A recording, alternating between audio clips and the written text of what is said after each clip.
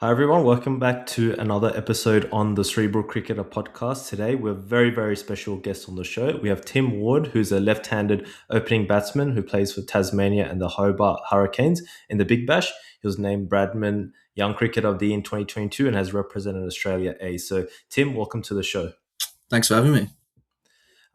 Yeah, like it's been crazy as well because you've been playing the Big Bash. So congrats on making it to the knockout stage of the BBL, which is tomorrow. So how do you and the team feel? The day before the knockout match versus the Melbourne Stars. Yeah, thanks. Yeah, we feel pretty good. Obviously, the team won the Big Bash last year, so there's a lot of confidence going into a final series. Obviously, being my first final series, there's a bit more pressure probably from myself. I'm a little anxious, but also pretty excited about it. So, yeah, basically, our team is centered around having fun and enjoying our cricket, and our prep really hasn't changed too much from just the normal round games. And how's it been playing alongside, because I think for yourself, you'd be probably more accustomed to playing in the state level with, fellow Aussie men, but then now you're playing alongside the likes of Rian Ahmed, you're playing alongside the likes of Rishad Hussain, who's played for Bangladesh as well. So how's that been like? Oh, it's been good. Yeah, they're incredible players. Like Richard has really impressed me. I didn't know too much about him before he came, but seeing him in the games and seeing him prepare, I'm really impressed. Rian's a good guy as well. He's pretty funny, and he just sort of goes about his cricket in a like I don't care sort of way, like which he obviously cares, but he's just going to go out there and back himself and play his shots and try and execute his skills, and it's a really nice attitude that it looks like he has. And then obviously you got Chris Jordan, who's very very experienced, high quality player for a long time, so can learn so much from him, and yeah, it's really enjoyable playing with him too. Speaking about the bowlers, especially with Chris Jordan, like he's had amazing games this season as well. Single-handedly helped Hurricane to some victories as well. And with Rishad the same through the middle overs, he's been bowling really impressively.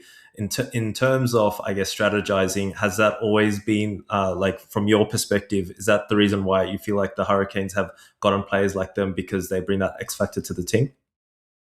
Yeah, yeah, I think like I said before, I didn't know too much about Richard, but obviously the team had done incredible amounts of work and analysis on what we needed, and we thought we needed a quality leggy through the middle, and he's absolutely delivered, especially at Blunston, excuse me, Ninja Stadium.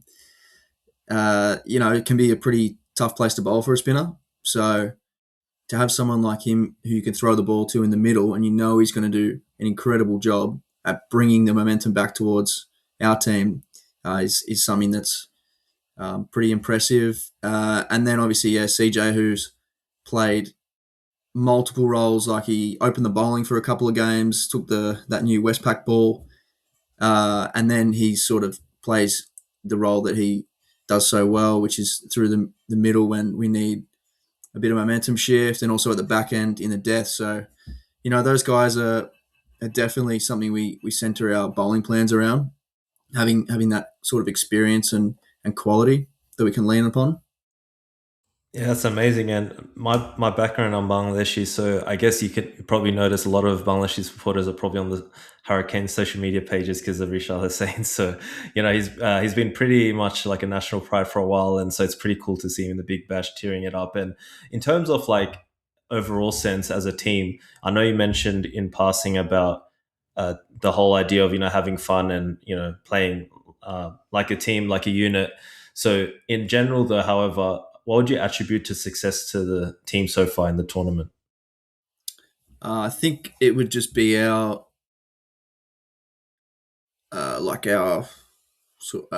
we really value just the process above the outcomes. You're going to have bad games in franchise cricket. That's what we speak about all the time. When we have a loss, you're going to have bad games. You're not going to execute your skills, and the other team's going to execute their skills. So Losses are going to happen, but as long as we stick to our process and keep believing that our process over the long term will work, then it sort of put us in this position that we're in. And from all accounts, it was the same way last year. And obviously, the boys delivered on the big stage and won. So they just sort of kept the momentum rolling. It was the same sort of feedback, the same sort of communication from the senior players and the staff around focusing on the process, and the outcomes will take care of themselves. And even from a personal standpoint, what because you've been playing Sheffield Shield and the one days, and now transitioning to the Big Bash, what has been the preparation for yourself like prior to the Big Bash? Most of my prep for the white ball stuff happened in Darwin this year in the winter. So I batted in the middle order for a Hurricanes 11 team and went up there, just tried to work on a few things, but like specifically like the ramps and switch hits, stuff that you're not going to be able to play too much in red ball cricket. So I sort of tried to nail that stuff down and also work out a, a method that gives me success over the long term, which was sort of putting more pressure on the bowler at the start of the over by playing shots like that, which can upset their lines and lengths and the way they're thinking.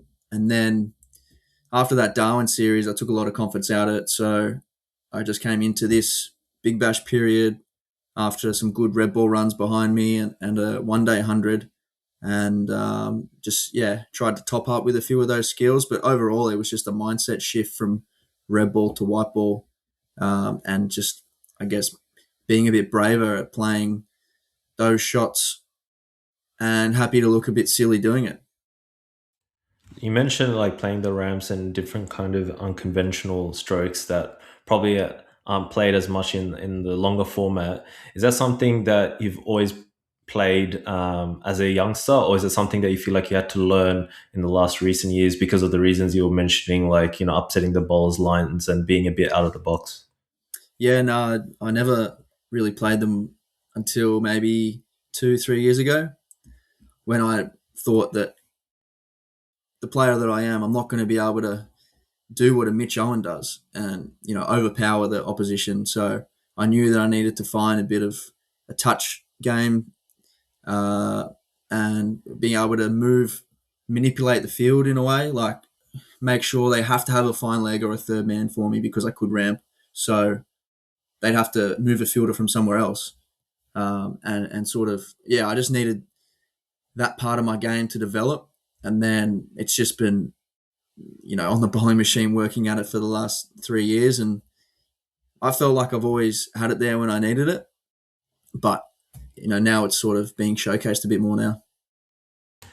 And when it comes to practicing, but then executing actually in during the game, it can be very difficult for many players to be able to do that because that requires a level of courage. So how do you overcome that situation, that fear factor of getting out because you're playing unconventional stroke? And what advice would you give to others when it comes to playing those strokes? Yeah, well, the first four that I attempted in the Big Bash didn't come off. I think I missed the first one. The second one was I picked the short ball and just sort of like towed it straight up and it fell safe. Then I tried to play one to Joel Paris and I missed it. And there was another one in there somewhere that I missed as well. So I didn't have great success to start, but I knew that I had um, results prior than that. That meant that the shot is going to work. I just have to be a little bit smarter about maybe where I play it or who I play it against. And also, looking at my footage and maybe working out a technical part that I was missing. I felt like maybe my head was in a great position when I was playing it. So I went back and sort of just worked on that for a couple of days, and the last few that I've played have come off. So I think it's obviously doing that work before, so you know that you can play it. Uh, Being smart about when you play it, and then also if you do miss it, you just got to keep backing yourself. Just because you miss it once or twice doesn't mean that it's not going to work. Uh, if you've done the work, if you've done the preparation and put the time into it, overall, if you keep putting those things in your favor, it will work out. You mentioned something interesting, like when it comes to reading the game, like knowing when to play those shots. I know you already alluded to the fact that it. You like to manipulate the field because if you play the ramp, then they have to account for that, and therefore they move the fielder from another place, and then you can target those gaps. But is there any other decision making that goes into the situation where you decide to play like a ram shot or a scoop on a particular delivery?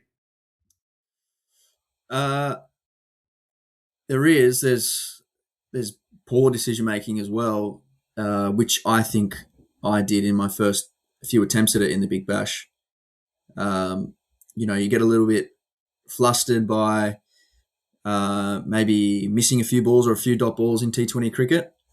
You can feel the pressure building a little bit, and at times you can try and fall back on a shot like that, uh, but it may not be the right shot based on the field that they have or the bowler that's bowling. So I think it's being calm under pressure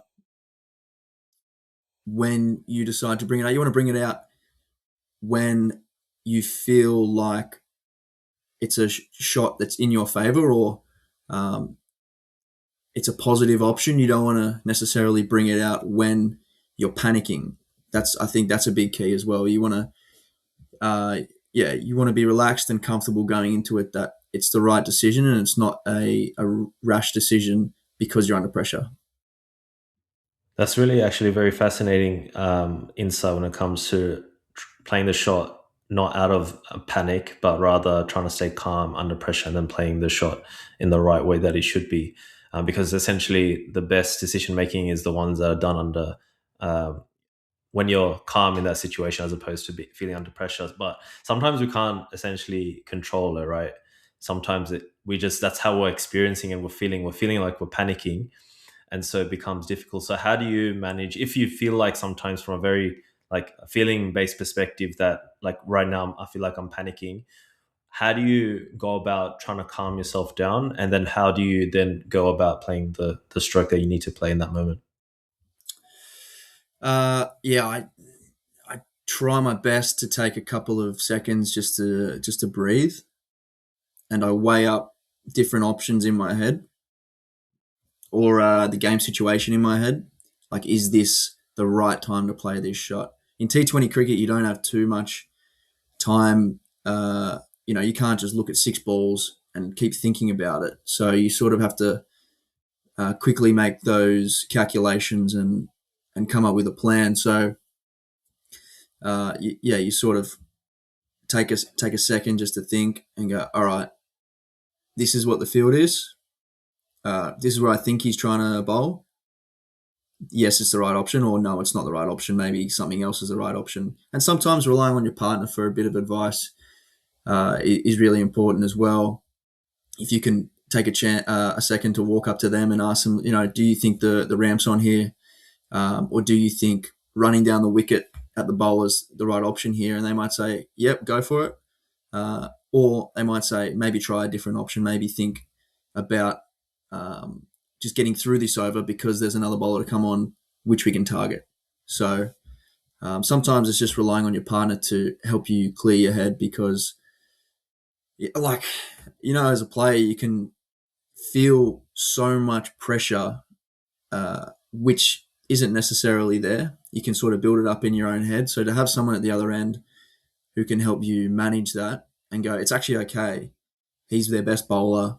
Yeah, he's bowled a couple of dots. It's all right. We can make up for it in the next over. It's really important as well.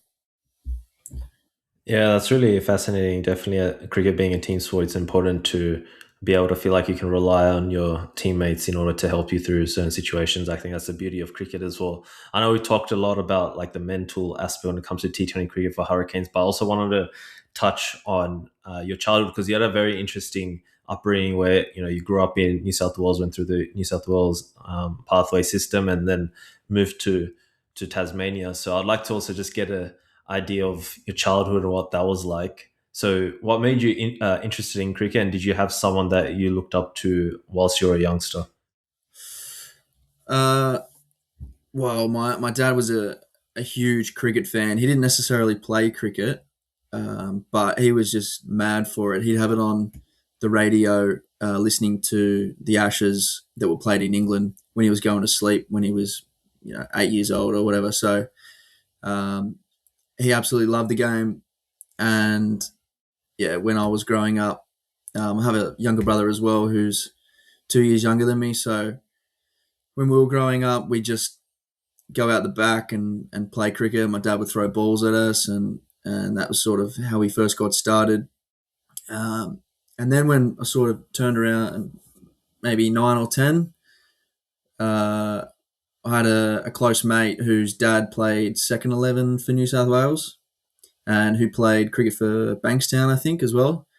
So I sort of got a bit more interested in the game. He was the one that really brought myself and his son into junior cricket. So he played a big role in that. Uh, but anyone I really looked up to was probably Adam Gilchrist when I was a youngster. Adam Gilchrist or Mike Hussey, I reckon. And is that because they're like left-handed, like yourself? Like, were you always left-handed batsman growing up, essentially? Yeah, I think my dad threw maybe three balls to me as a right-hander, and he quickly told me to go back to left-handed. So that didn't work out too well.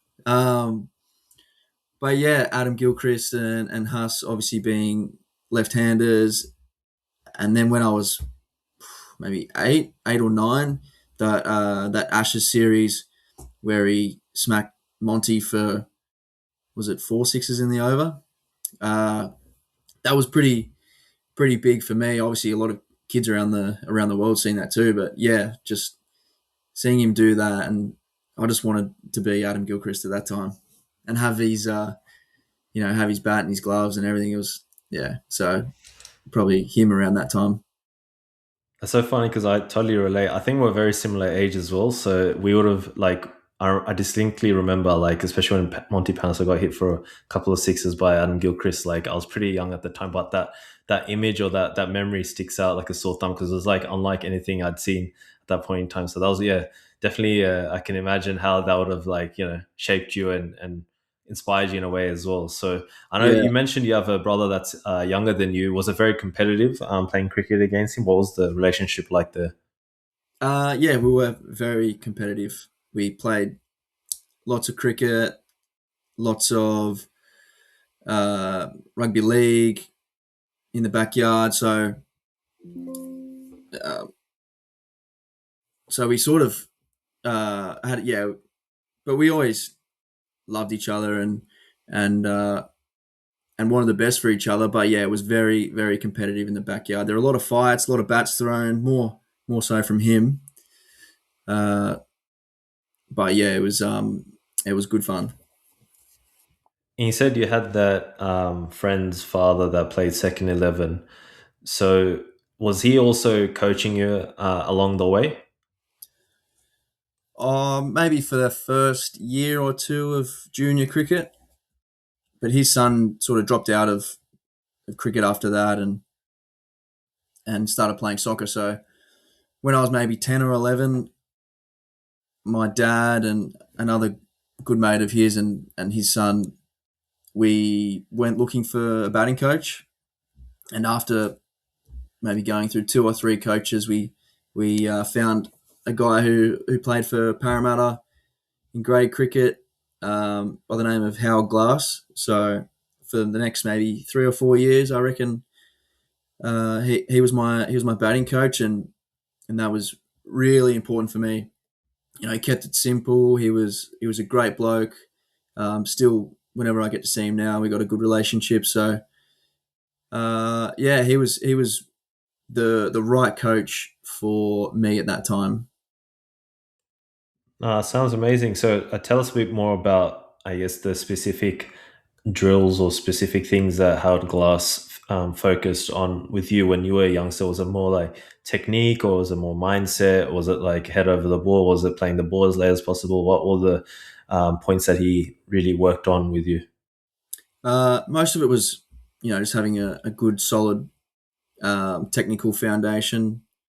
When I was a young kid, I didn't have any power at all, really. So occupying the crease was my best asset. So it was defending the ball well, leaving well, and then just being able to score a bit when they miss. But it was we did a lot of bowling machine work like most youngsters would.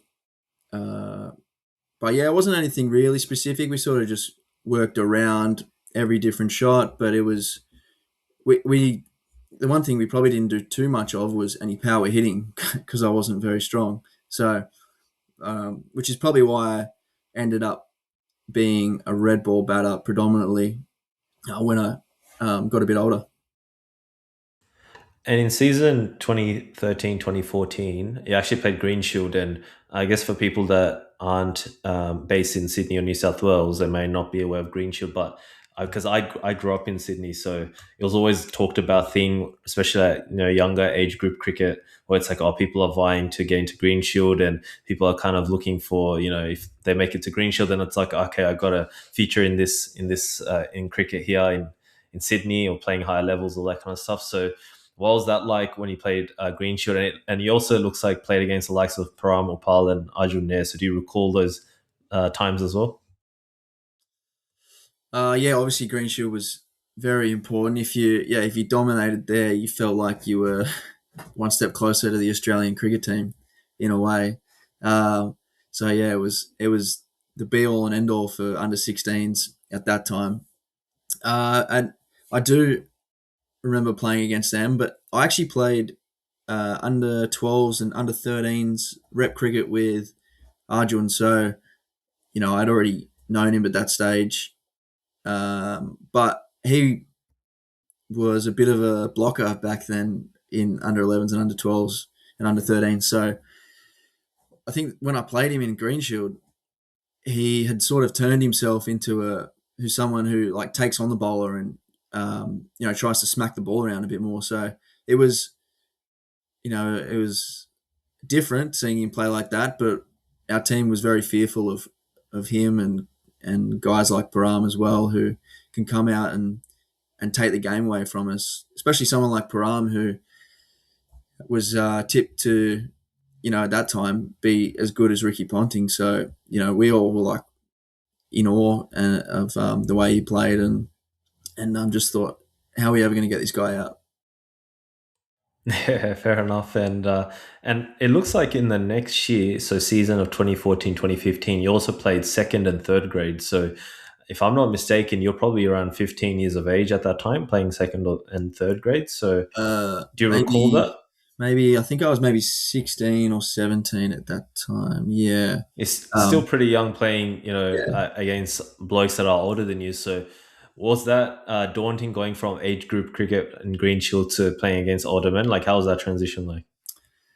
Yeah, it was good. I went from junior cricket and I had a season in Sydney Shires as well, which sort of helped me bridge the gap.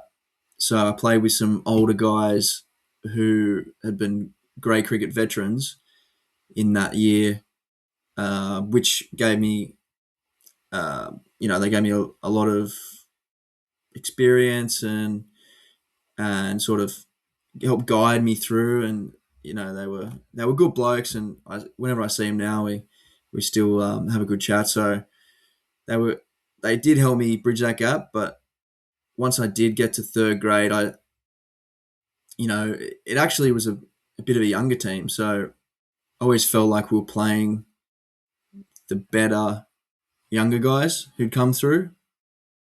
It wasn't necessarily an old group. The old group had probably gone on by then and left. So there was a lot of young guys in my team around my age and in the opposition. So it wasn't too different.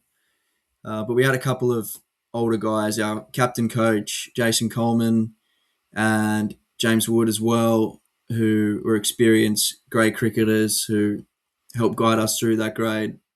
They also killed my bowling career. Yeah, like I think they brought me on for one over of seam, and I got hit for maybe seven, and then they didn't bowl me again for the rest of the year. And so that was basically the end of my bowling, unfortunately. But yeah, and then I played in second grade, and I had some some important people there that helped me go through the grades, and a guy of the name Luke Dempsey, who's a bit of a clown, uh, and drove me to every game pretty much. So he always kept it interesting, and he was someone I could lean upon and talk about the good days and the bad days of cricket on our drive home. Yeah, sounds amazing. Sounds like fun, and that's unfortunate. I would have loved to see an all-rounder Tim Ward for the Hurricanes as another bowling option, but yeah, we blame the younger age coaches, but it's all good. Yeah, in summer season of 2016-2017, I think you were playing first grade, roughly probably 17 or 18 years of age by then. And I noticed as well that I think it was that same year in second grade, you hit 203 not out of 249 deliveries at that age. Do you recall that much? Because you said that like you weren't much of a hitter, but scoring a double century almost not exactly run a ball, but thereabouts, I guess. That must have been a special memory for yourself, surely. Yeah, it was. I got it. I played against one of the guys who was part of that Sydney Shires team as well. So um, that was nice to get a double hundred uh, against his bowling. Thanks, Kerrod Gordon. Uh, yeah, it was good. It was a really important game for me personally to go out and get a double because I think the week before or 2 weeks before I might have missed out on the under 19s carnival.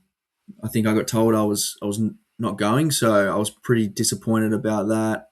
And at that time, being 18 or 19, the 19s carnival is like really important, obviously. So I thought that maybe part of my cricket dream had sort of died. If I wasn't good enough then, maybe maybe I wasn't going to ever be good enough.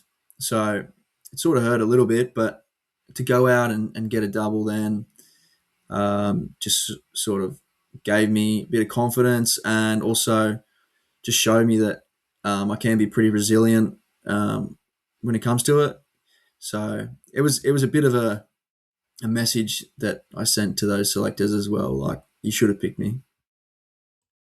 Wow, that's quite a story because I guess I'm accustomed to many players that obviously play higher levels. You just kind of expect them to play age group carnivals, but yourself, you have. That's why I mentioned that you have a very interesting trajectory into, I guess, domestic cricket because you actually didn't play age group carnivals, but then you still managed to get to play and represent Tasmania, which is quite an incredible thing. So I'm sure that that would have meant a lot to you to have that kind of underdog tag because people wouldn't have expected yourself, especially when you weren't picked. But then to be able to go through, put in the hard yards, I'm sure, and be resilient, but then find a way through. And now, playing in the qualifiers and in the knockouts tomorrow as well.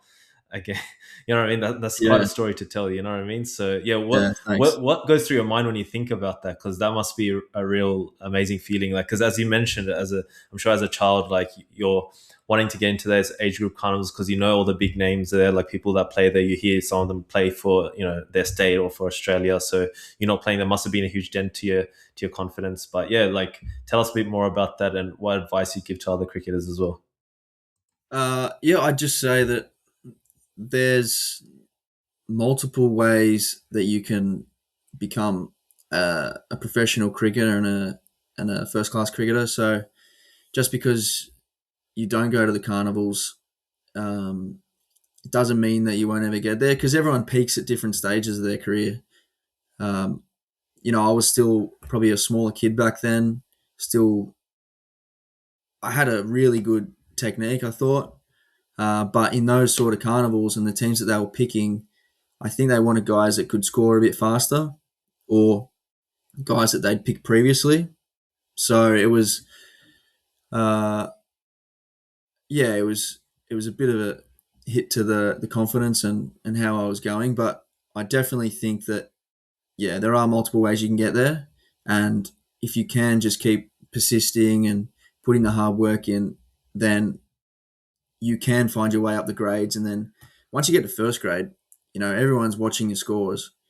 Every second 11 coach and selector is watching who's scoring runs at what time. So there's a bit of luck that goes into it, but also, if you're just pumping out hundreds and putting your name above everyone else, you sort of have to stand out amongst the crowd.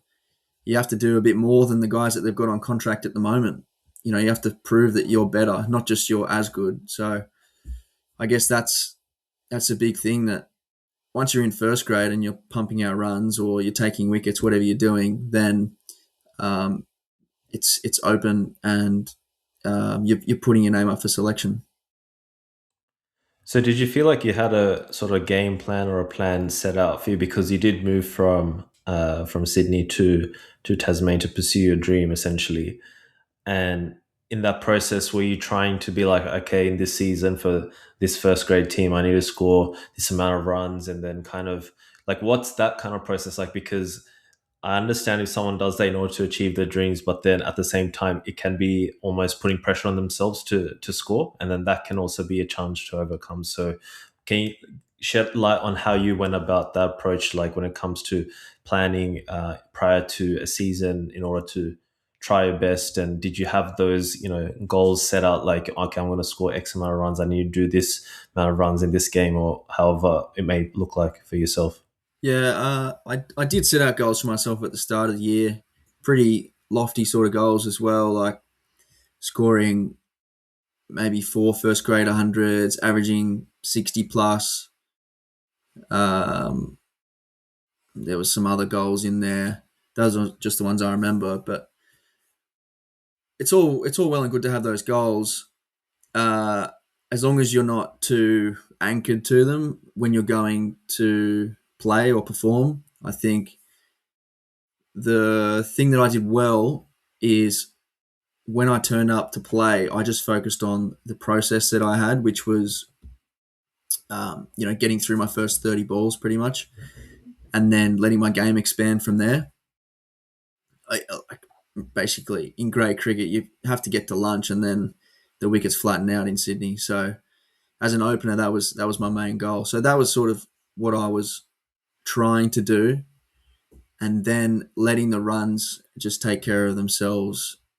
I didn't think going into a game, I need to get 80 here to get my average back above 60, because once you do that, you're digging yourself a bit of a hole in thinking too much about the outcomes, and not just working on your process, and just making good decisions out there batting, because that's all it really is. If you make it as simple as possible, which is um, just watch the ball and make a good decision, then I think the rest takes care of itself. And in the case of if you're aiming to score X amount of runs, but then in a certain game you got out for less than 10 runs, let's just say hypothetically, would how would your approach be for the next game? Because a lot of people obviously feel like a dent to their confidence, or they might be further away from their goal, and it's obviously easier said than done when it comes to trying to not fixate on the outcome per se. But how did you go about kind of approaching it mentally when you didn't score the runs you wanted to score against an opposition in first grade, for example? I think I was pretty honest with myself. I'm a pretty good reflector, so it was, um, was my decision making right, um, or did I just get a good ball? Um, and if whatever it was, then I could, go back to training that week and work on whatever I needed. But I always had the belief that I'm going to bat again next week, or the week after, so I can just go out there and I'll get 100 then. So it wasn't, um, I wasn't too stressed by it that I feel like I missed out, because you're going to miss out. It's just a part of cricket, especially as an opening batsman. There's a lot of times you're going to be watching someone else score runs that you think should be yours. So Yeah, it was just honest about what I might have done wrong, or um, maybe it's changing my process, or was I really watching the ball? Was I really engaged today? Was I mentally fatigued when I turned up? So you sort of made little changes around that, but it was all right. Well, on my day, I'm too good. Like I'm going to get 100 if I just watch the ball and make a good decision. And and I had a couple of seasons where in Sydney that worked, and I scored a few hundreds and a few fifties as well. Yeah, there's actually a particular season which I'll definitely get into.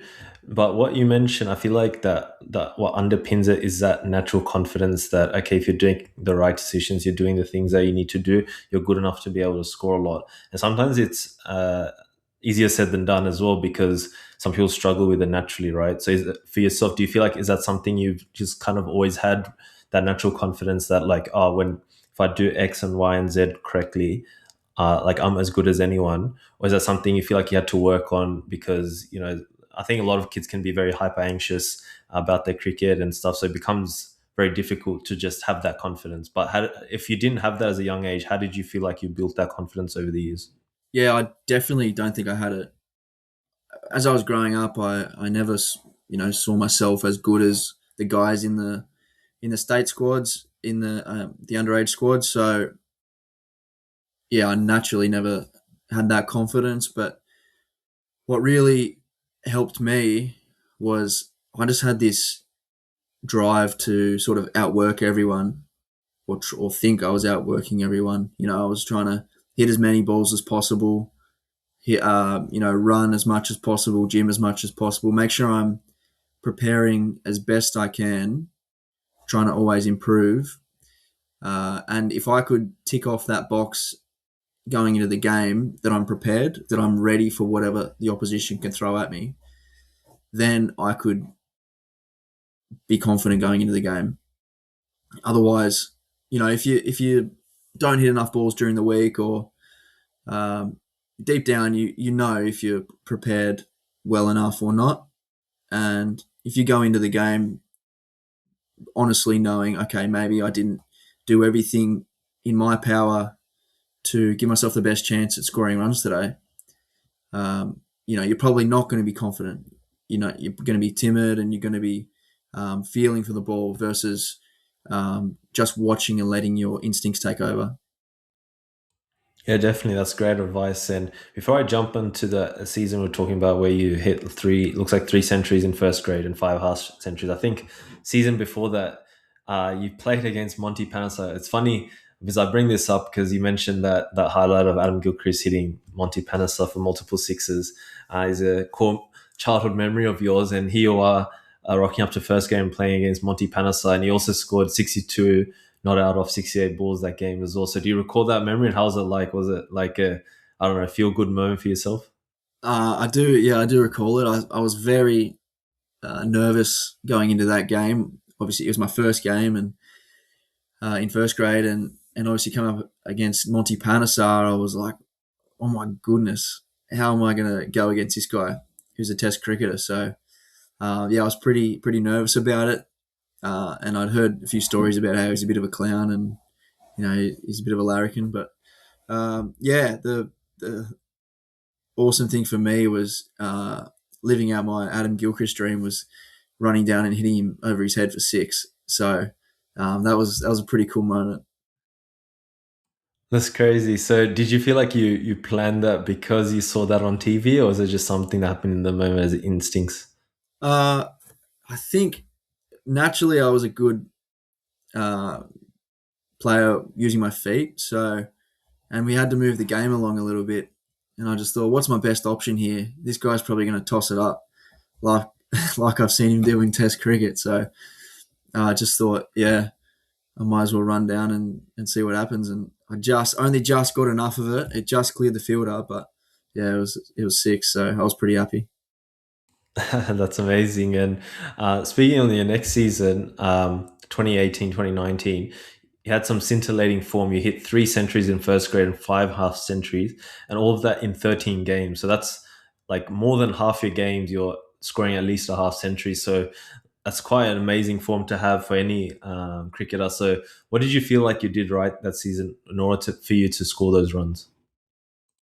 Yeah, I've actually got the book here from the notes that I wrote before that season. So I sort of broke it down a little bit into my first 30 balls. Um, I wanted to, like, get out of the way of the bouncers, just hit straight and get off strike. That was my main goal for my first 30. My next 30 to 60 balls was looking to hit the sweepers a bit harder, um, and then sort of just wait for a bit more of a boundary ball. But the big thing for me that year was watching a guy when I was playing club cricket in England. He His name is a Kiwi. His name was George Worker. I think in the league that I was playing in Birmingham, he scored 900s in 11 matches or 1100s in 13 matches or something like that. And, he was obviously a class above. And when I watched him against our team, I just didn't think this guy was a world beater. Like, he wasn't hitting us to all parts every ball, but his game was just organised. He didn't play a shot that he didn't need to. He just put bad balls away and defended the good stuff. And I just thought, like, that's how I want to bat. He was a left-hander as well, I think. So I just thought this guy has he just knows how to bat basically. So for me, every innings I went into that year, I just kept thinking of him. I just kept saying to myself, like, bat like George Worker, and obviously had a bit of success doing it, because I was a bit more like I didn't want to give my wicket away. Like, I didn't want to. In previous years, I reckon I'd try and drive a ball on 30 or try and flick one over the top when I didn't need to. Whereas someone like him, I just thought he didn't give anything to the opposition. So that's the way I'm going to bat. I'm going to put bad balls away, but I'm not going to play a shot that I don't need to. So, was George Worker, was he of English background? Because I just did a quick Google search and it comes up as a New Zealand cricketer. I don't know if it's the same person. It might be No, no, different. he was a Kiwi. Oh, he's a Kiwi. Okay, so that's really interesting. Are you still in touch with him? Because you're saying obviously very impactful in terms of how you scored your runs in first grade as well. So maybe you No, could no, take tips from this. I never spoke to Never him. told him. I never said anything to him. Uh, but yeah, he had a very big impact on me, and even today, I still am reminded of the way he batted. Um, just when I do feel like at times I want to maybe open my game up a little bit, especially in red ball cricket when you got 4 days to bat, so um, you don't need to enforce yourself on the game too much. So I am reminded of him at times as well when I'm out there batting. Yeah, that's really cool. I love kind of underdog, kind of unheard stories. Like I don't think many Australian background in particular would know of George Worker. So, No. I mean, his stats look pretty decent. To be fair, list day average 43, striking out at 80. So that's pretty solid. So definitely someone I'll check his highlights out after Yeah. after the podcast. So Look up that's look up amazing. his year in 2017 Birmingham Premier League. He must have averaged 120 or something with 911 innings. Wow, that's amazing. Yeah, and it's interesting. I didn't know that. I mean, a lot of Australian players, especially first graders, go to England at some point in the season and play cricket there. So, when was the first time you'd gone to England and played? And I know you said that you learned from George Worker, but what other stuff did you feel like you learned when it comes to batting during your time there? And did you have to feel like you adjust your game accordingly because maybe the ball swung a bit more there as compared to Australia, for example? Yeah, the first year I was there was 2017. Was that year? I definitely felt like I got a reality check. My first innings in England, there was a ball. I went to drive on the up. In Australia, I felt like I would have hit that for four, but over there, it just sort of just held in the wicket a little bit, and I nicked it, and I don't know, maybe I got one or a duck or something, and I thought, okay, I've got to play a lot later here and try and score a bit squarer. Just almost play with the swing instead of trying to hit back past the bowler. So yeah, that was probably my biggest learning. Then was in the first game, and then it was a mindset thing. Like I said about George Worker was how to bat. It wasn't just technically or managing conditions. It was actually the mindset of batting and winning the game for your team. And before I forget as well, it was interesting. You said that you had a book, so I suspect that you're also a big journaler when it comes to your cricket, like writing down things that you plan to do or what you aim to achieve, etc. Yeah, I used to be a little bit better at it. I reckon. This and sometimes I used to do it and it felt like a chore. Whereas now I try and do it when I want to do it. I don't want it to be too structured. Like I'll do stuff the night before a game, a few reminders of how I want to play, how the energy I want to have, and the player I want to be for that game. And then if I succeed or fail, whatever it is, I can walk away happy as long as I have done those things and played the way that I wanted to play.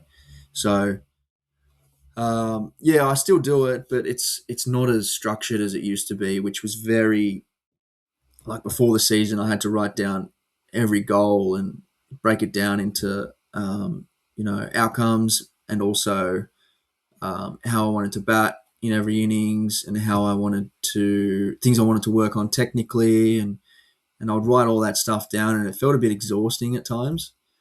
And I'd also write down stuff after every game back a few years ago.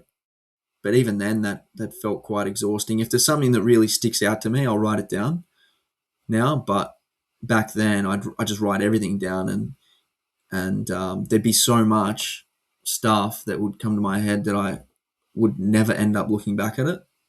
So now I just try and pick out little points that are important. It's usually nothing technical. It's usually only a mindset thing or a tactical thing about in the future this is how I want to go about it, or a reminder for the next time something comes up in a game. But yeah, so I'm not as strict with it now. No, that's a great insight as well. Sometimes it's not good to always be super structured as well, and sometimes many cricketers can be like that, feeling like they have to do this and that. But I guess it can vary in time and place and different situations. So it's not something that needs to be structured in that sense. And speaking of, I guess in the 2019-2020 season, which is the season after your scintillating form in first grade, which hit 3 centuries and 5 half centuries. You got picked for the Toyota second 11 team, and you scored 88 of 152 and 47 of 74 balls. This was New South Wales Metro versus ACT. So walk us through, because I'm sure that because of that form, you got picked for the second 11 squad. That must have made you feel a sense of relief, or maybe you were. Or maybe you felt pressure to feel like, okay, this is my opportunity and I have to perform. So walk us through that period there when you got the call up and in the lead up to that game, if you felt pressure to score and how did you go about approaching, or maybe the journaling helped then. Yeah, maybe. No, I was obviously very happy to be getting the call. Uh, I it sort of just showed to me that I was, that cricket dream was still alive. If I'm getting selected for second 11, it means um, I'm they're still looking at me. So I was really happy with that. And yeah, going into that game with a lot of good form behind me and a real awareness around how I want to play.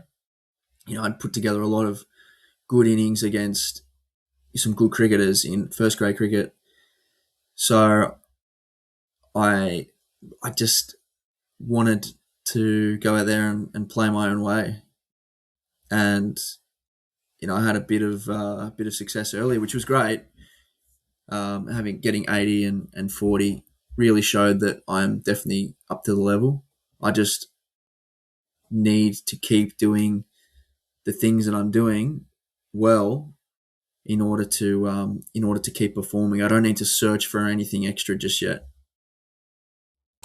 Was there a bit of seed of doubt coming into the game that, okay, maybe I don't know if I'm up to this level, or if I'll be able to face these kind of bowlers with a new ball? Like, what was your emotions and feelings like when it comes to having that self confidence for that level of cricket? Well, I was a little bit rattled because I was an opener, but I was picked at three. Not that there's too much of a difference, but at that time, I'd never batted three, so I was a little bit rattled by it. But yeah, going in, there was obviously some doubt, but that was taken away mostly by knowing the opposition, and they were mostly great cricketers in Sydney as well. So I'd played against most of them. I knew what I was expecting. I knew that a guy named Tom Pinson was going to bowl pretty fast, so I had to just be sharp from ball one. And luckily, I was, and I got through the new ball and and got in. But I think the two openers laid a pretty good platform for us as well. So I came in a really good time, and I didn't quite cash in as much as I'd want to, but I still would have taken 88 told me if you told me that on day one. So yeah, it was good, but I was not too rattled. Yeah. And as well, I don't think that long after as well, you played for Australia A, and you played against England, facing the likes of Craig Overton, Ollie Robinson, Bryson Cass, who also played in the recent Ashes. So, how did it feel when you got that call up and playing against these kind of players? Yeah, I think that was a New South Wales 11 in that game. Yeah, we played in maybe the Central Coast or something. Yeah, it was. I was pretty honoured to be playing against guys of that caliber, uh, and I was pretty nervous as well. But I think I got overawed by the situation and the stage of the game, and I played a bad shot to a spinner and got out. So it was a good learning for me that I don't need to. I shouldn't try and impress these coaches by playing maybe shots that I don't usually play or aren't quite as calculated as I'd usually be. Um, I, at the end of the day, if you score 100, then they're going to be impressed. So it was, yeah, I was just trying to, sort of push my name forward, but in the wrong way. So it was good learning playing that game. Unfortunately, I think it was washed out late on day two, maybe or something. Yeah, I'm not sure, but I think Hackney and Sanger might have got hundreds in that game. So it was good to see guys like that who were around my age go out there and score runs against an England side, an England Lions side. So it sort of gave me a bit of confidence that um, you know I just have to go out there and do what I'm doing well, and I can have success at that level too. Yeah, definitely. That's amazing. And a few, I think 2 years later, the next year, you decided to move to Tasmania. So, what made you decide to make the move? And yeah, not too long after, actually, like it paid off. You actually made your Sheffield Shield debut. So, walk us through that period, because that must have been a big change. I'm not sure if I mean, you must have traveled to England before then anyway, but in terms of moving, that must have been probably your first time you're moving to a different Yeah, place in Australia. yeah, it was my first move, proper move. So that was a bit daunting, but it was a no brainer for me. I had to go. I felt like New South Wales weren't They weren't going to select me. I was already told that I wasn't going to get a rookie contract with them that year.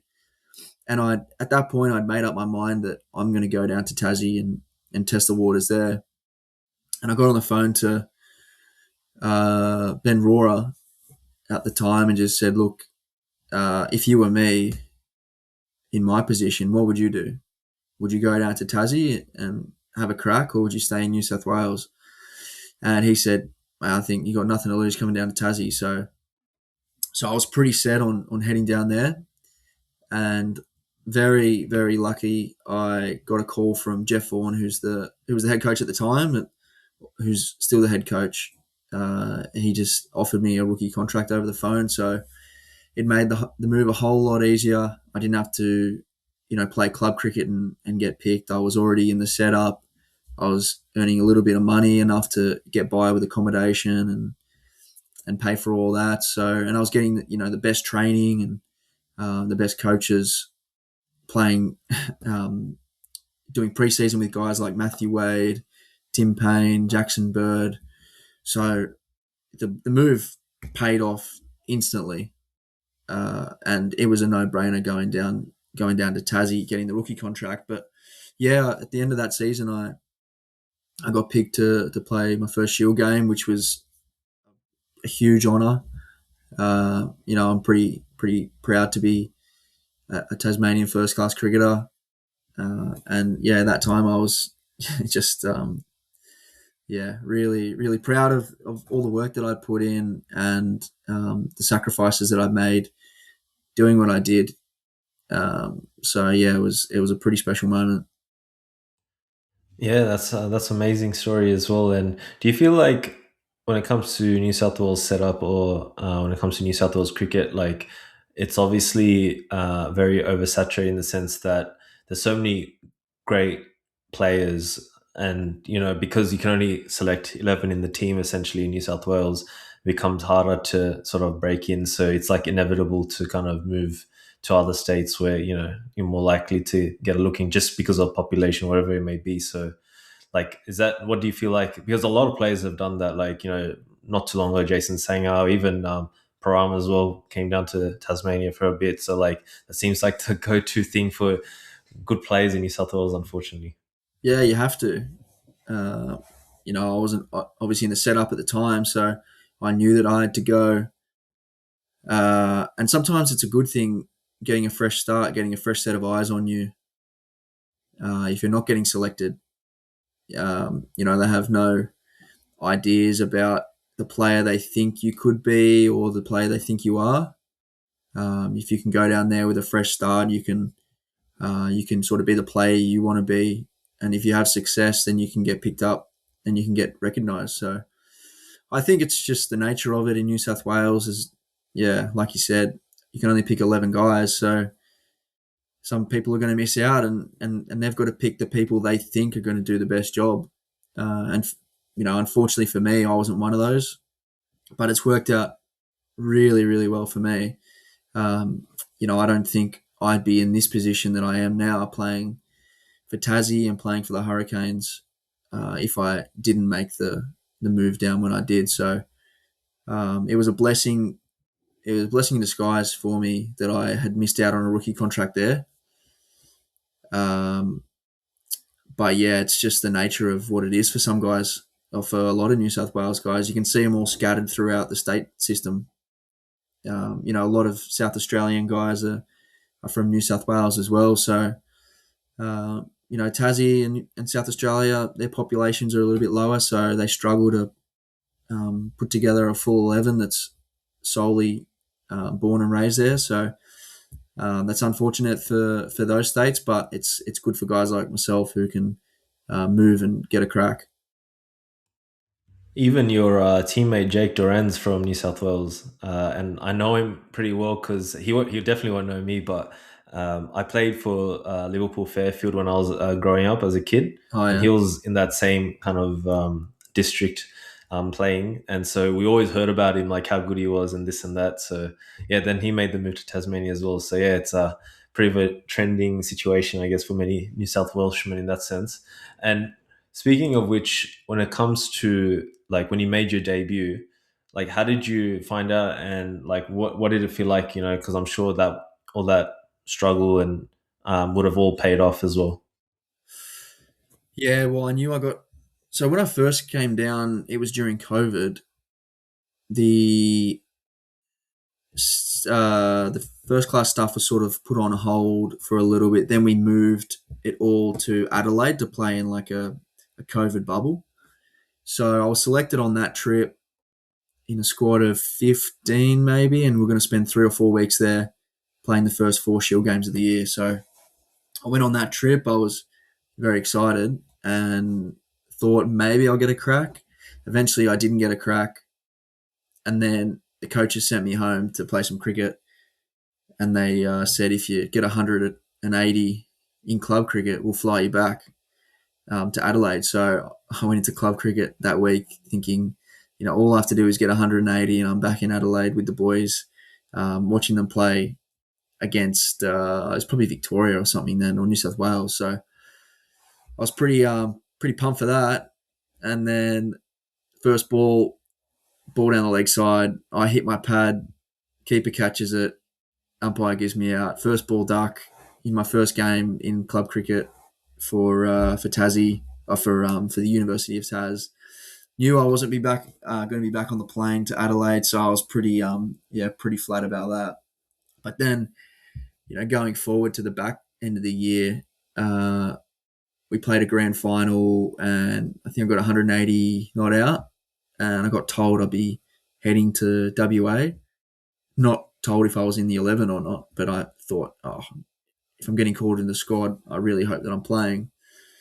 My parents actually found out that I was playing before I did because they had flown over to surprise me, and then Jeff Vaughan called me into his room and said and sat me down and just said, "Congratulations, you're player number 203 for Tassie.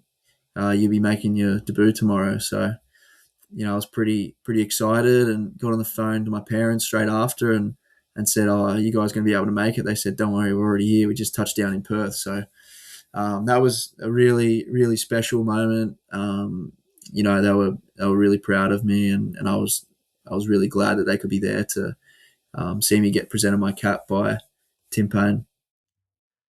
Yeah, it's an amazing story. And in terms of like you mentioned that when you were on rookie contract, you were training with the likes of like Matthew Wade and Bo Webster, all of them. And what was that experience like training with such players? Because they've played for Australia. Like, what were you learning from them?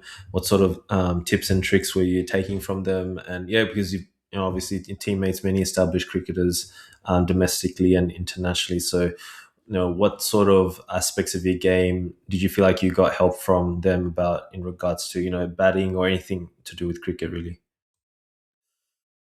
Yeah, the first thing I noticed when I went down there and was in the nets, Ben McDermott was just smacking them everywhere.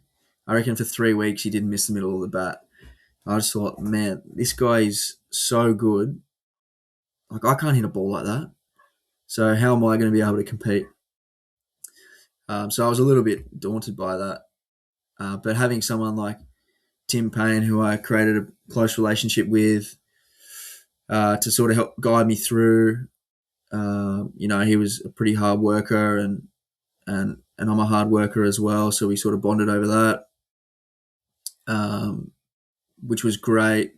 And they all kept it really fun. We played a lot of warm up games before our training session started, where there was a lot of competitiveness and a lot of banter and fun. So it was a really good environment to be around, and that was a really important thing for me to start, which was that although it is professional cricket and it is serious at times, uh, it is fun and it's something to really be enjoyed. It's not all um, about just working hard and uh, and doing and like performing your skill to the best of your ability. It's about enjoying it and enjoying the mates that you create along the way. So that was a pretty good part of it. And also on the other side, to the hardworking, Wadey works really hard himself, but at that point in his career, he found a method or a process that worked for him going into games, which was to hit, not necessarily hit heaps of balls. It was about staying mentally fresh. And that's something that stuck with me. I didn't start doing that really until the last sort of 18 months, but ever since then, I've put a priority on making sure I prepare well, but not over hit and make sure I'm not mentally exhausted going into the game. Because in my opinion, you can be out of form, you can have a poor technique, whatever it is. But if you go into that game and just watch the ball and make good decisions, overall, you're probably going to come out on top. So um, that's sort of the mantra I guess I live by at the moment is just watch the ball and make good decisions. And in the season 2021 2022, definitely made good decisions in the sense that it seems like it was your second game in the Sheffield Shield. You hit 144 of 343 balls. And so it's a lot of deliveries to be facing as well. So that would have required a lot of concentration and patience. And you also hit an 81 of 130 balls against the likes of Nessa, Wildermuth, Steketee, and others. So yeah, do you recall that game and what was your game plan in that specific match? Because you're playing against quality opposition, and to be making those kind of scores in your second game of the Sheffield Shield, is quite an achievement. Yeah, I do remember that game. It was a very, very flat wicket. So that definitely helped. But like I spoke about before about George Worker, the not giving your wicket away and just sort of putting the bad balls away, not doing anything outrageous and special. It was just accumulation and time at the crease. And that's basically just what I tried to do the whole time. I felt like early on, maybe I nicked a ball that went for four. But once the ball got older and the wicket kept getting flatter, that, I'm the only one that's going to get me out. So it was a mindset of just keep batting, just keep putting the bad balls away, and keeping the good ones out pretty much. So yeah, it was a really, really flat wicket. So it was a nice wicket to get on my second game. But yeah, it was a very simple mindset. There wasn't anything different I needed to do.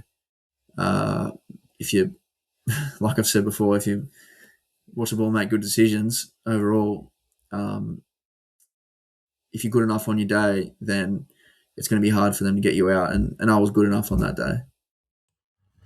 And another game that same season, you hit 86 of 217 and 42 of 95 against the likes of Jai Richardson and Lance Morris. So when it comes to playing someone like Lance Morris, who's known to have a bit of pace in him, what's your strategy? Because we know that when it comes to playing at the high level, you have to be comfortable with that kind of pace. But I guess most people, or even many, great cricketers, might struggle with that because it requires a different sort of skill set. So, how was that like playing that sort of pace? And what advice would you have for batsmen to, play bowlers that are like 140 or above 145 clicks?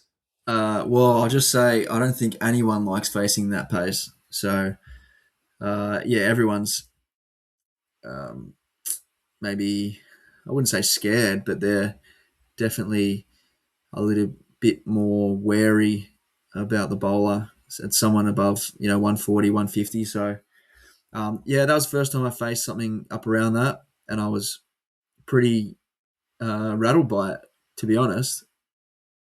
It came out a lot faster than I expected, and I didn't really see him. so so it was good learning. Yeah, but for someone like that, I guess you just have to simplify your game at the end of the day and hope that your instincts will take over because you don't have enough time to make decisions. Really, you just got to see the ball and react.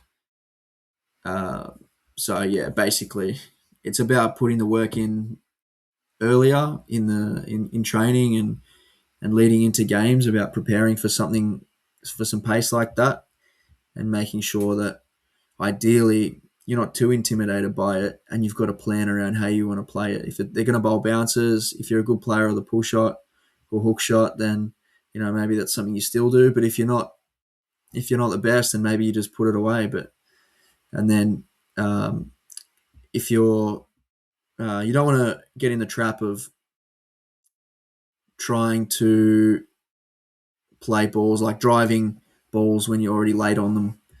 You sort of want to potentially simplify it, shrink it down, because at the end of the day, their pace is going to drop off. They can't bowl 150 clicks all day, so you will get them later on. So just because it's quick now in their first ball or their first spell, doesn't mean it's going to be that quick later on. So I think in red ball cricket especially, as long as you're there and you're occupying the crease in their second spell and their third spell, then you can start to get after them. But anyone that bowls out fast, it's tough to play. So I don't have too much advice.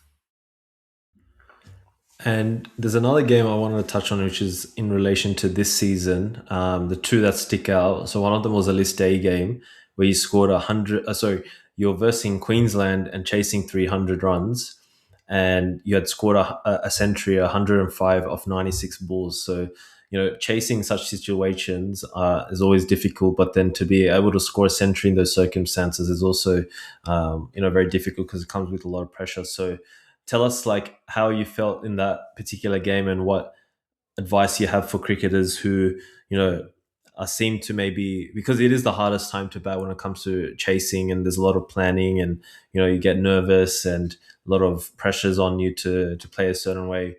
So how do you approach those kind of situations? Yeah, I was pretty nervous going into it.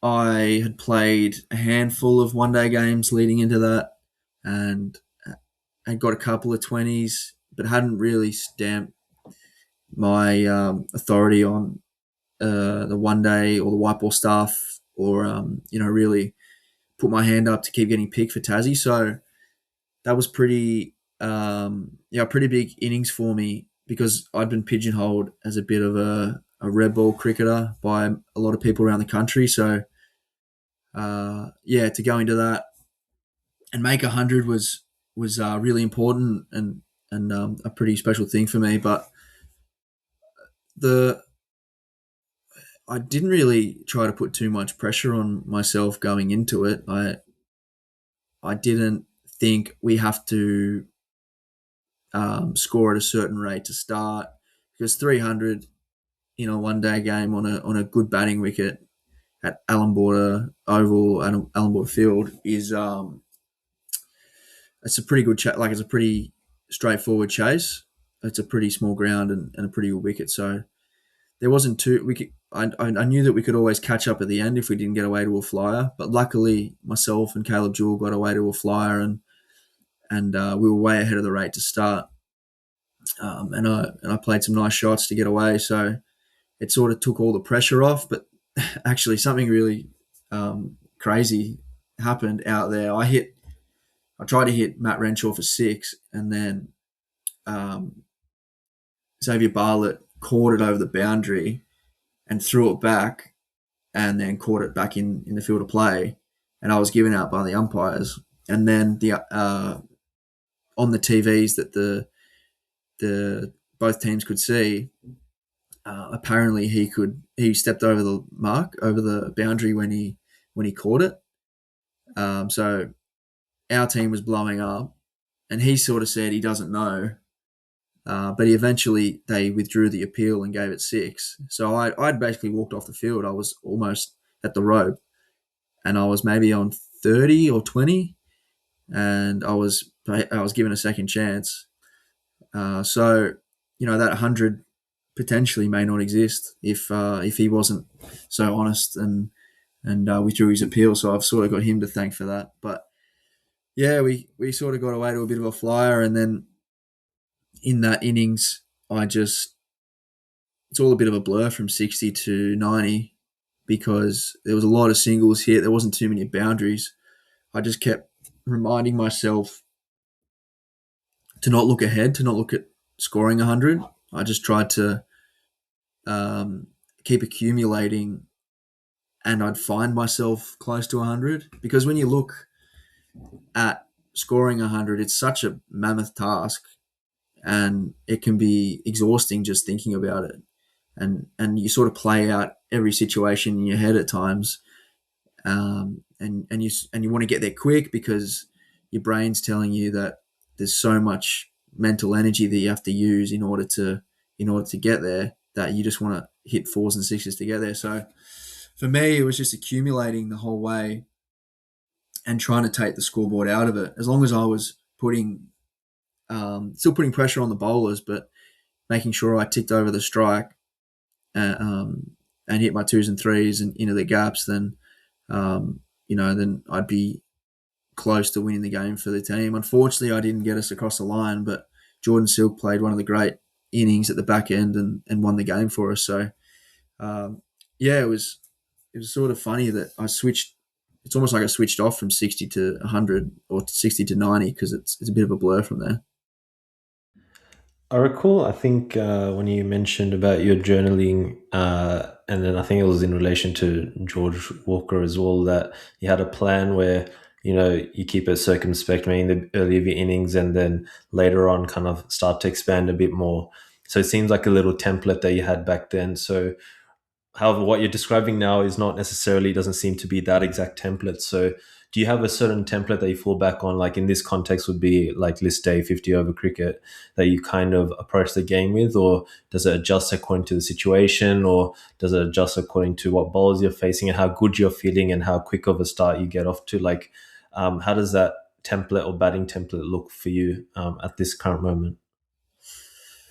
Uh, I sort of tried to go away from that a little bit.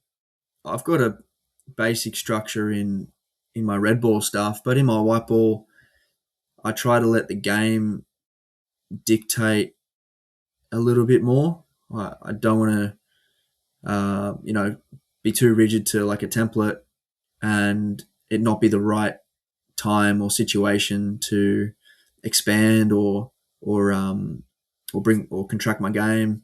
So I guess I'm trying to just think tactically about how I can put pressure on the bowler at the time, what they're trying to bowl, and then make a decision around there if I need to potentially do something a bit more expansive, like potentially if a spinner doesn't have a fine leg or a 45 in, well, I might try and lap him a couple of times to move a fielder there. So I'm taking little risk there, um, because the game and the situation has dictated that, um, versus just playing uh, one way or a very similar way the whole time because the game is always flowing. Um, it's always different. So like in that Queensland game, we got away to an absolute flyer, and then it got harder and harder to bat as the game went on. The ball got softer, and the wicket got a little bit more tired. So it couldn't start small and expand like it naturally would. So it was a bit of a different sort of innings. It was much easier to bat at the start, just naturally, like the way the ball was coming on. It felt like you could drive easy, you could pick up, pull, you could sort of run down at bowls if you had to. Whereas later on, when the field went out and the ball got old, it felt tougher to actually hit boundaries. So yeah, I don't really try and use a template. I just try and let the game just dictate the tactics and the way I need to play now. And as well, when you're batting out in the middle, is there anything you do in particular in between deliveries, and especially when the bowler's running in and delivering the ball? Like, what are you actually trying to focus on? Are you trying to focus on the seam or on the ball in and of itself? Like, what's your sort of game plan from a mental perspective to help you focus and stay present out in the middle? Yeah, in between balls, the moment the ball what is dead, or say I let one go, I'll be doing a quick sort of assessment of what's happened there, um, and then I'll be really positive to myself most of the time. Like if I play and miss, and I play and miss well, like I hold my shape, feel like my head was in a good position. I'll be really positive about it. I'll keep reminding myself that that was good decision, even though I missed the ball. So um, that's pretty constant throughout my whole innings. And then I'll just try and walk away from the crease and switch off for a little bit. Maybe look at something in the stand, or there's maybe a song in my head that I go to, and then walk back and sort of switch on. And my cues are um, just get in the contest, which sort of gets me going. I sort of try and make it a bit more about me competing with the bowler, um, and making sure that I'm switched on, because I don't want him. Like, I want to make it personal, so he doesn't get me out. I want to, which sort of gets me going a bit more. So yeah, from in between balls, that's sort of where I'm at the moment. Uh, and then I guess watching the ball is, yeah, you got to watch the seam. I think you got to be as specific and focused as possible. So the seam is a little bit smaller than the whole ball, obviously. So I try and look at that, and I try and have a quick look at their fingers, or which way I think that they're holding the ball, what they're trying to do with it. So I get a bit of an idea if it's going to swing in or out, or whatever. They're going to try and bowl a wobble seam or something. So yeah, like, not too not too strange or anything. Not reinventing the wheel at all.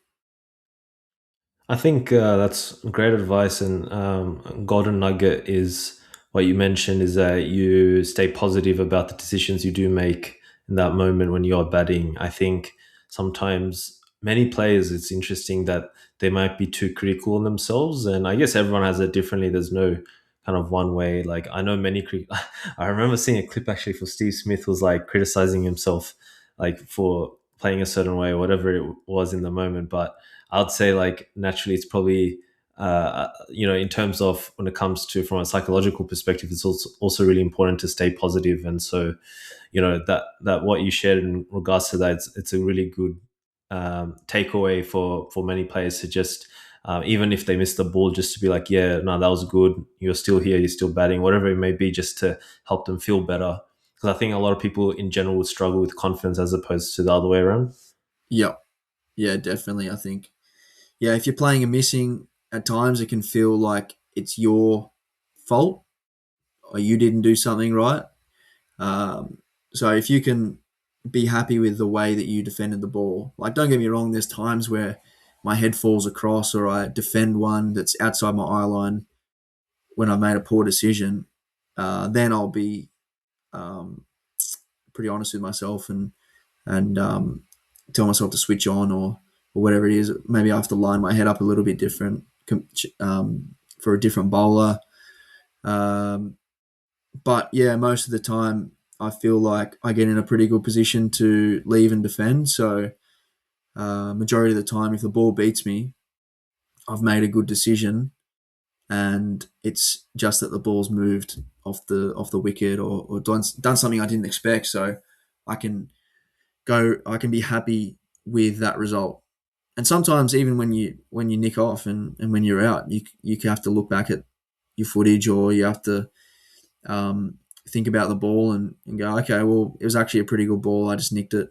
I'm pretty happy with how I went about it, how I played the ball, my head position, and the decision that I made.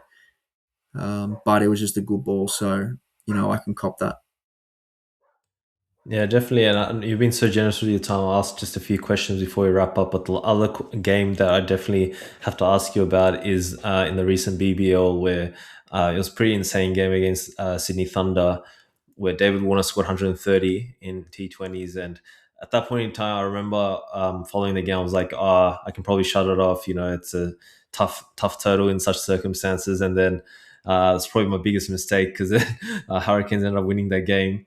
And you yourself had scored 90 or 49 balls, which is quite incredible in such a big chase. Batting second, chasing 200 is always extremely difficult in T20. So, how did it feel like when you did see David want to score those runs and then you're at the halfway break and you're thinking, oh man, I have to chase this total? Was there a lot of pressure on you, or did you feel confident as a team? Like, what was the chat around that during the halfway break?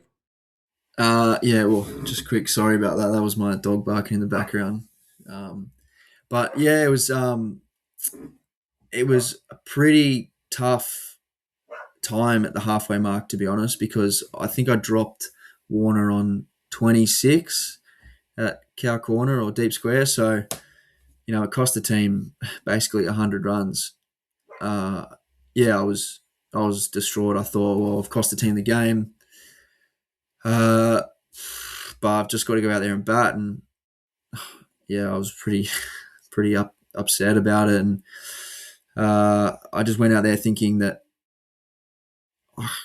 it can't get any worse. I've just dropped him. It's probably cost the team the game. If I get a few runs, whatever, if I get out first ball, I've had a bad day anyway, so it can't get too much worse. So, look, it's probably not the greatest mindset to have. You want to go in being positive, like I am going to get 100, but at the same time, it potentially freed me up. So, uh, yeah, I went out there and started the innings off well. Um, Playing against the next teammate. So I remember the head coach Jeff Vaughan just saying, "Go out there and be brave," and and I was, and I played a lap second ball. I went for four, and then I cut a couple balls for four that over, and so we had 12 off the over, I think, and sort of felt like we got the inning started, or at least I felt like, okay, well, I've got 12 off six. If I get out now, then I've contributed somewhat. And then the next over, I think I hit a few off Mick Andrews over. So I think I played another ramp, maybe. I went for six and took a few off that over. So I felt like I started getting a lot of momentum, but also I was taking balls away from Mitch Owen, who can strike the ball he can strike at 300. So, yeah, I thought, okay, well, it's my time to put pressure on, and I'm just going to have to keep going here. And then once I got to about 30 or 40, I recognized that maybe it's my chance to actually keep going here and, make a big score, make a match winning total. And then at the 10 over mark, Jeff came out and said, well done. He said, what are you thinking for the next 10? And I said, well, I've just got to go, I've just got to keep playing, but I've got to win the game for us now. Which I didn't quite get us across the line, but I was pretty proud that I went a long way to winning that game for the team and contributing after such a disappointing first half of the game, which, you drop a catch. Yeah, I know everyone drops catches, but when it costs your team 100 in a T20, it's pretty shattering. So, yeah, it was a pretty special innings for me. Obviously, top scorer in the Big Bash for me, and it's shown people that I can play T20 cricket, which is a really important thing for me because I always felt like I can do it, but um, until you actually do it, then before that, it's just maybe a bit of blind confidence or a bit of hopefulness. Whereas now, I've shown that I can actually make a big contribution in a T20, and it's hopefully got people noticing. And that must have done a lot of confidence for the team. So, how did the team feel in general after that win? Yeah, everyone was pretty happy. Uh, yeah, we thought to chase down a score over 200 in a T20 game is a great effort. And it was awesome for us. It sort of just kept the ball rolling, kept the momentum rolling. At the halfway mark, I reckon most of the team were maybe thinking, all right, well, this is going to be a tough chase. The odds of us winning this are pretty low. You always go in thinking we can chase it down, but there's a part in the back of your mind which is has a bit more reason and thinks, okay, this is going to be really tough. So to walk away with that from there with a win was, yeah, pretty big for the team. Yeah, that's definitely amazing. Amazing game, amazing performance from yourself. And I'll probably wrap up the show with just one or two questions. So, in terms of the best batsman you've seen, who would you say? A bit, maybe even an underrated name would be good, like someone you've played with or against that you feel like, wow, okay, he's got some skills here, and may not be as recognized as you'd like him to be, and maybe someone other than mate George Walker, but but and also in terms of bowler, who's the best bowler you faced? I'll start with bowler. I think the best bowler I faced is Jackson Bird when he played for New South Wales the last couple of years. Yeah, I always felt like he didn't miss much. He was, yeah, just always at you, putting the ball in the right area, and yeah, it was just a real mental challenge to keep making good decisions when he didn't miss. Sometimes you get a few freebies from some bowlers and you're away and you're putting pressure back on them. Whereas from against him, he just put pressure on us straight away and he didn't miss. So it was really tough. Going into the best batter, look, he's not underrated. He's well rated now. Jake Weatherald, I think. Yeah, whenever I watch him play, I just think this guy's got so much time and so much power, and his movements, they're all very precise. And yeah, when he goes back to Shield cricket, he just looks $1 million, and he just scores so fast. And the way he trains as well, he trains the house down, hits more balls than anyone I've ever seen. Uh, yeah, and he this is the way he does it as well. He's very stylish.